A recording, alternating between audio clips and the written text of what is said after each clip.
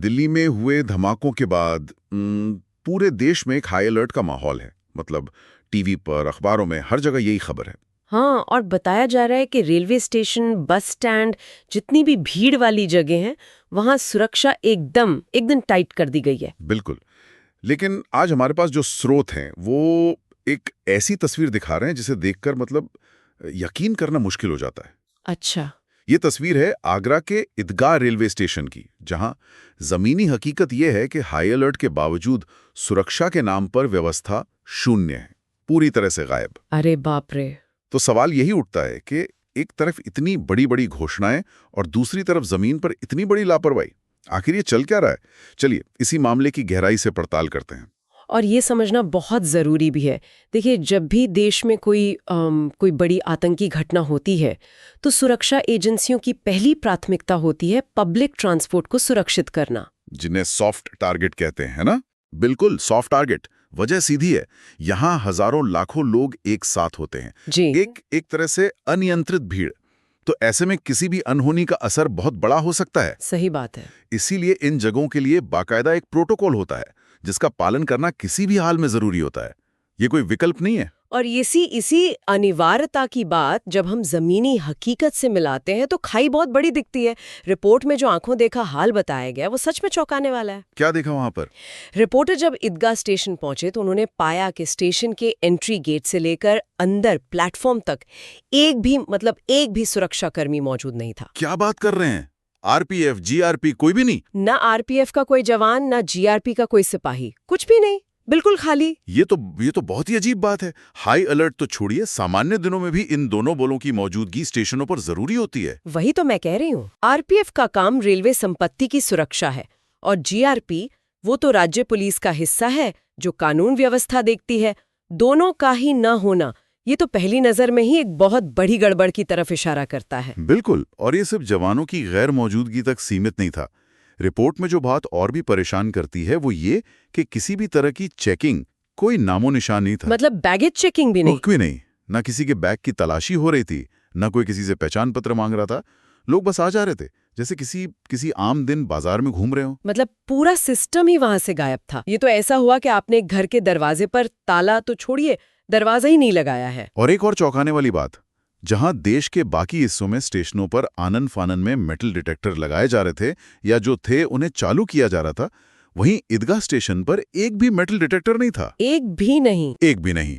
Ticket counter से platform तक का रास्ता एक खुले मैदान जैसा था। कोई भी आए, टिकट ले और बिना किसी जांच के सीधा ट्रेन तक पहुंच जाए। यहाँ जो बात गौर करने वाली है वो ये है कि सुरक्षा सिर्फ इंसानों से नहीं होती, तकनीक और प्रक्रिया से भी होती है।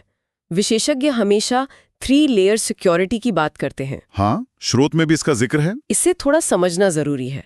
पहली लेयर होती है स्टेशन के एंट्री पॉइंट पर, जहां हर आने जाने वाले की फिजिकल चेकिंग और सामान की स्कैनर से जांच होती है। ये पहली दीवार है। बिल्कुल।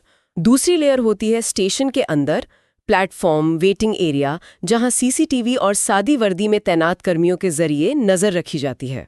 और तीसरी लेयर होती है ठीक प्लेटफॉर्म पर, ट्रेन आने जाने के वक्त। हाँ। अब रिपोर्ट के हिसाब से ईदगाह स्टेशन पर तो पहली लेयर ही नहीं थी, तो दूसरी और तीसरी की तो क्या ही बात करें। ये सिर्फ लापरवाही नहीं, ये पूरे सुरक्षा प्रोटोकॉल का एक बड़ा उल्लंघन है। और ये खामी कितनी खतरनाक हो सकती है, इसका अंदाजा लगाना भी मुश्किल है। रिपोर्ट में साफ साफ लिखा है कि ईदगाह कोई छोटा मोटा स्टेशन नहीं है। ये एक high risk, high volume station है, जहां रोज हजारों लोग आते जाते होंगे। हजारों लोग। और जब चेकिंग का कोई सिस्टम ही नहीं है, तो कोई भी संदिग्ध व्यक्ति कुछ भी लेकर कितनी आसानी से स्टेशन में घुस सकता है, ये सोचकर भी डर लगता है। बिल्कुल। और यही तो सॉफ्ट टारगेट का सबसे बड़ा खतरा होता है। भीड़ हमलावर के लिए एक कवच की तरह काम करती है। वो आसानी से भीड़ में घुल मिल जाता है और सही मौके का इंतजार करता है। हाँ, ईदगाह जैसी जगह पर जहां शहर का लोकल ट्रैफिक भी है और लंबी दूरी की ट्रेनें भी हैं, वहां तो ये खतरा और भी बढ़ जाता है।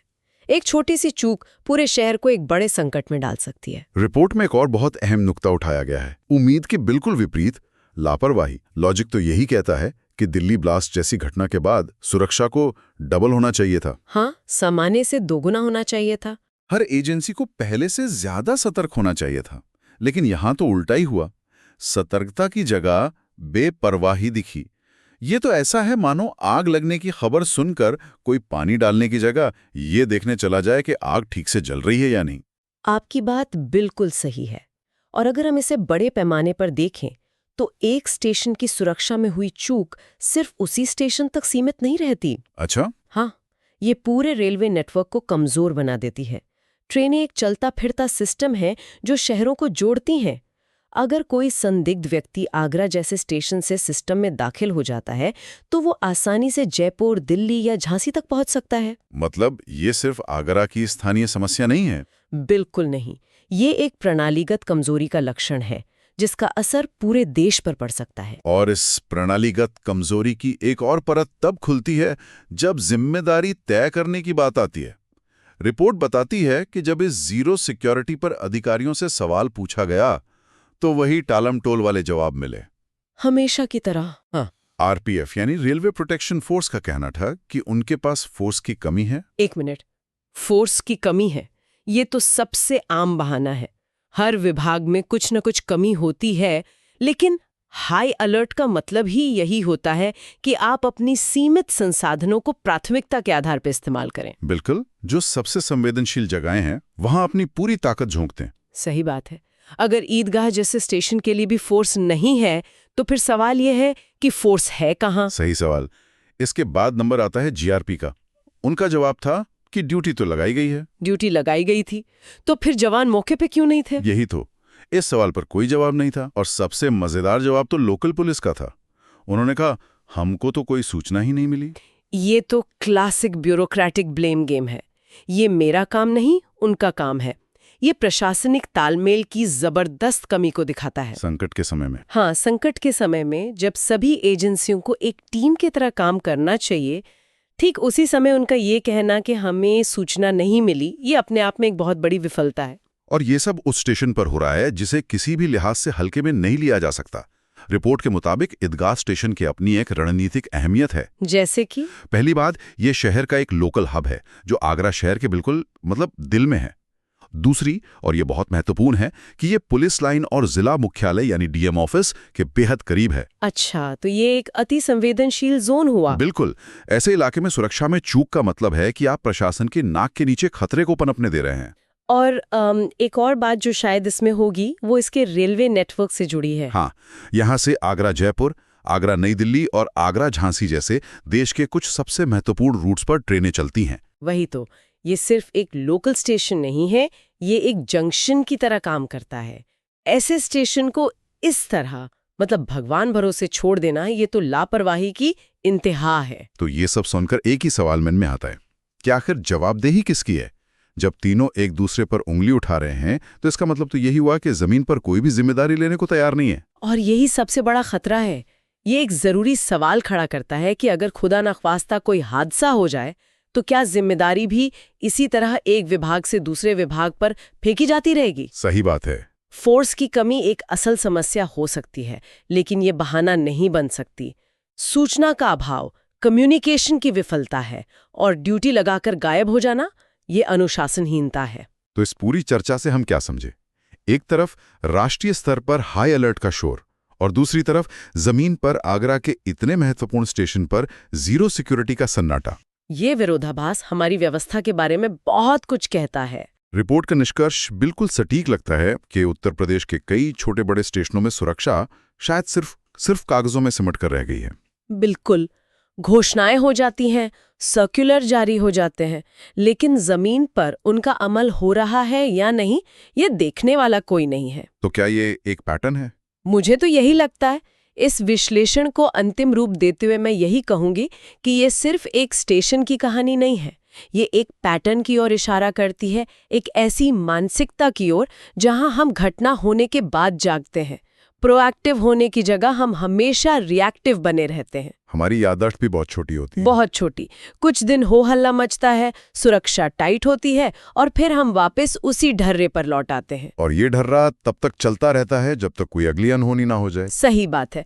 स्रोत ने अंत में जो सवाल पूछा है वो हम सबको सोचना चाहिए। क्या प्रशासन जागेगा या किसी बड़े हादसे का इंतजार करेगा? इस रिपोर्ट ने समस्या की पहचान तो कर दी है, उसके खतरों को भी उजागर कर दिया है। अब जरूरत है कि जिम्मेदार लोग तुरंत एक्शन लें, क्योंकि सुरक्षा में कल करेंगे जैसा कोई विकल्प नहीं होता। हर गुजरता पल खतरे को और बढ़ा रहा है।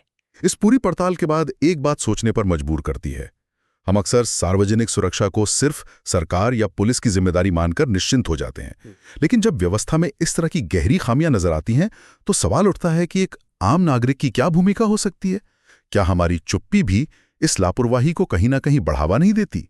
शायद जागरूकता और सही समय पर सही सवाल उठाना ही सुरक्षा की पहली परत बन सकती है।